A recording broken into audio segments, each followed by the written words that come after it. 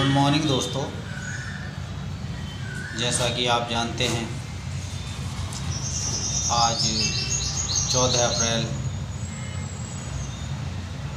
2026 है और 14 अप्रैल को हम जो लाइव आए हैं वो इसलिए आए हैं क्योंकि बहुजन समाज के रक्षक, भारतीय महिलाओं के रक्षक, भारतीय शोषित मजदूर के रक्षक बाबा साहब डॉक्टर भीमराव अम्बेडकर का आज जन्मदिन है और इसको हम बड़े हर्ष और उल्लास से मनाते हैं क्योंकि बाबा साहब डॉक्टर भीमराव अम्बेडकर का जन्म 14 अप्रैल सन 1891 में महू इंदौर में हुआ था। इनके पिताजी का नाम सूबेदार रामजी राव था और इनके दादाजी का नाम मालोजी सकपाल था।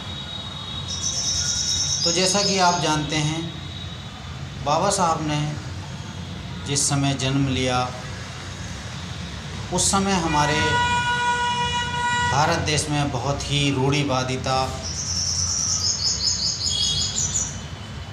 का दौर था, छुआछूत का दौर था और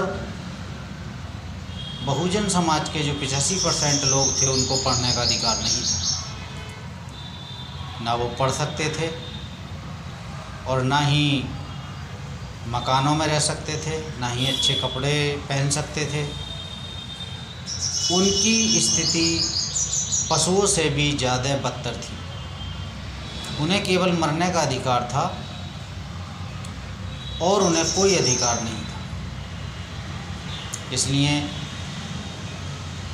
उनकी परेशानी को देखते हुए निरंकार ने बहुजन समाज का एक ऐसा मसीहा 14 अप्रैल 1891 के दिन इस भारत देश की धरती पे आए और उन्होंने जो है पूरे समाज का कायाकल्प करने के लिए अपनी पढ़ाई शुरू की। पढ़ाई के समय में ही उनके बहुत सी परेशानियां आईं। उनका एडमिशन नहीं हो रहा था, बड़ी मुश्किल से कह के एडमिशन कराया गया। धीरे धीरे वो पढ़ते गए और क्लास के बाहर बैठ के पढ़ते थे, बाकी बच्चे कक्षा के अंदर बैठ के पढ़ते थे। तो आज हम उनकी जयंती बड़े हर्ष और उल्लास से मना रहे हैं और आज जो हम कोट पैंट टाई, ये चश्मा, ये डीएम, एसडीएम, पुलिस कांस्टेबल, जज जो बने हुए हैं सब बाबा साहब डॉक्टर भीमराव अम्बेडकर की बने वजह से बने हुए हैं। क्यों? क्योंकि अगर बाबा साहब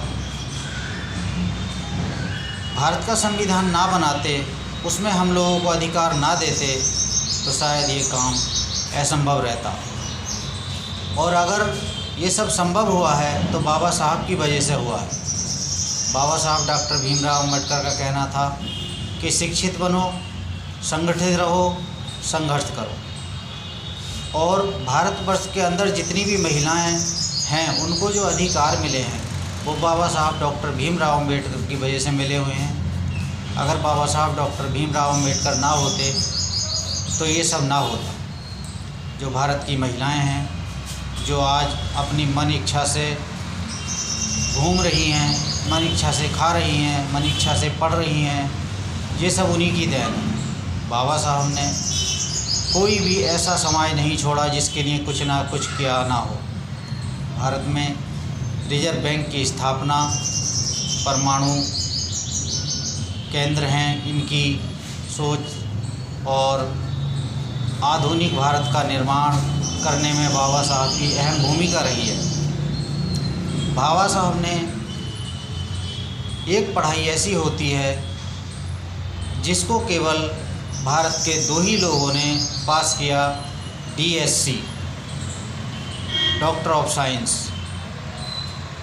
जो बहुजन समाज के दो ही लोग हैं जो पास कर पाए हैं आज तक, वरना किसी ने पास नहीं की। एक बाबा साहब डॉक्टर भीमराव अंबेडकर और दूसरे भारत के राष्ट्रपति रहे हैं KR नारायणन, और दोनों ही बहुजन समाज से थे। बाबा साहब हिंदुस्तान के पहले ऐसे व्यक्ति थे जिन्होंने विदेश से 3 PhDयाँ की, तीन PhDयाँ की हैं जिन्होंने, और नोबेल पुरस्कार विजेता अमर्त्य सेन बाबा साहब डॉक्टर भीमराव अंबेडकर को अपना गुरु मानते थे, अपना आदर्श मानते थे। बाबा साहब के ही पद चिन्हों पे हमें चलना है। हमें किसी की बुराई नहीं करनी है। कौन क्या कर रहा है, किसको पूज रहा है, ये हमें नहीं करना है। हमें सिर्फ शिक्षा पे जोर देना है। क्यों? जो व्यक्ति शिक्षित होता है वो अपने समाज को रास्ता दिखाता है। ढोंग में नहीं पड़ना है किसी में, पाखंड में नहीं पड़ना है किसी में, क्योंकि ढोंगी और पाखंडी जो लोग होते हैं वो रास्ता समाज को नहीं दे पाते हैं। वो केवल गुमराह करते हैं, डराते हैं, धमकाते हैं और अपना गुलाम बनाने का प्रयास करते हैं। तो मेरे भारतवासियों, मेरा आपसे यही निवेदन है कि अपने बच्चों को शिक्षा दीजिए। चाहे बाबा साहब का कहना था कि चाहे रोटी हाथ पर रख के खाइए, चाहे सूखी रोटी खाइए, लेकिन अपने बच्चों को ज़रूर पढ़ाइए। और बाबा साहब की वजह से ही जो आज हम साफ़ शुद्ध पानी पीते हैं, ये बाबा साहब की वजह से ही है। आज जो गांव-गांव विद्यालय खुले हैं, ये बाबा साहब की वजह से ही है। बाबा साहब ने ये सब कुछ हमारे संविधान में लिखा है, क्योंकि जो लोग बाबा साहब को नहीं मानते हैं उनको भी बाबा साहब ने प्रोटेक्शन दिया है। और बाबा साहब एक ऐसी शख्सियत थे कि जो लगभग 300 साल आगे की सोच रखते थे। बाबा साहब ने अपने संविधान में लॉकडाउन की परिकल्पना पहले ही कर दी थी। बाबा इमरजेंसी की परिकल्पना पहले ही कर दी थी। इन्हीं शब्दों के साथ दोस्तों, मैं आपसे ये कहना चाहता हूँ कि बाबा साहब को पढ़ें। और वो सबसे बड़ा मूर्ख व्यक्ति है जो बाबा साहब को पूजता है। बाबा साहब खुद कहते थे, मुझे पूजो मत, मेरे ऊपर पूजने में पैसा मत खर्च करो, मुझे सिर्फ जो मैंने लिखा है आप लोगों के लिए, जो मैंने संघर्ष किया है उसे पढ़ लो, जो मेरी किताबें हैं उन्हें पढ़ लो। मैंने बाबा साहब की ये कुछ बुक्स मंगाई हैं, मैं आपको दिखा देता हूँ। इस किताब का नाम है गुलामगिरी। ये महात्मा ज्योतिबा फूले की बुक है, इसको पढ़िए, गुलामी से मुक्ति मिल जाएगी 100%। दूसरी किताब है जाति भेद का बीज नाश। ये बाबा साहब डॉक्टर भीमराव अंबेडकर द्वारा लिखी गई है। जो पढ़ेगा उसका विकास होगा और जो नहीं पढ़ेगा उसका विनाश होगा। बाबा साहब को पढ़ना, बाबा साहब को समझना हर व्यक्ति की बस की बात नहीं। बाबा साहब जैसी महान शख्सियत कभी कभी जन्म लेती है।